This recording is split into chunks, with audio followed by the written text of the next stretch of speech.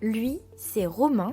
Diagnostiqué autiste à l'âge de 5 ans, il est aussi aidant de sa sœur Amandine, bipolaire et borderline. Je m'appelle Romain, j'ai 17 ans et je suis en situation de handicap de TSA et j'aide ma sœur qui est bipolaire et borderline. Au début, ça a été compliqué pour moi la petite section parce que on m'acceptait pas comme je suis, parce que je faisais des crises et je parlais pas encore à 3 ans. Ma sœur s'appelle Amandine, elle a 19 ans. Ça commençait à pas aller bien scolairement en 5e, où elle commençait à avoir des hospitalisations, puis ça s'est empiré. J'ai accepté qu'elle soit bipolaire borderline, mais en fait, là où ça allait pas, c'est le fait qu'elle fasse des crises. Pour moi, c'est compliqué, et aussi le fait qu'elle change d'humeur, parce que c'est vrai que nous, les autistes, pensent qu'on n'est pas très habitués au changement d'un seul coup, parce qu'elle peut être très vite d'un état à l'autre. Quand elle est en phase maniaque, elle sait pas très bien gérer son argent. Et après, là où il y a la phase la plus dangereuse, dans la phase dépressive, c'est là où Amandine peut avoir des idées suicidaires.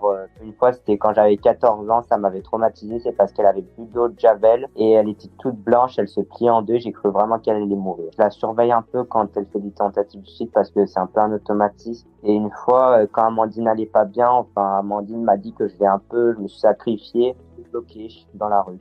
J'ai essayé de rester le plus neutre possible, même si Amandine m'a dit des très grosses méchancetés. Moi, je suis plus là pour l'aider plutôt que dans les situations d'urgence, en effet. La pause Brandy m'aide à comprendre les autres jeunes, que en fait, je me sens moins seul. Il y a d'autres jeunes aussi qui ont des proches, qui ont des troubles, qui ont des situations de handicap, qui ont des maladies.